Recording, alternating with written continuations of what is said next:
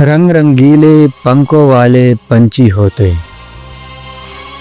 جب ساون کا مہینہ آتا، کالی گور گٹھائیں لاتا، بوندوں کے سنگ راس رچاتے، ڈال ڈال پر شور مچاتے، ہرے ہرے پتوں میں سوتے، رنگ رنگیلے پنکھوں والے پنچھی ہوتے۔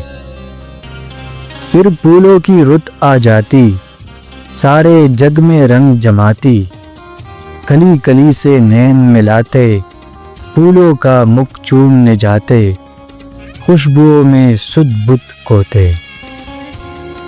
پھر ایک ایسی رت بھی ہوتی، بجھنے لگتی جیون جوتی، ٹھنڈی ہواؤں میں اڑ جاتے، کسی جتن سے ہاتھ نہ آتے، دور دیس میں بیٹھ کے روتے، رنگ رنگیلے پنکھوں والے پنچھی ہوتے۔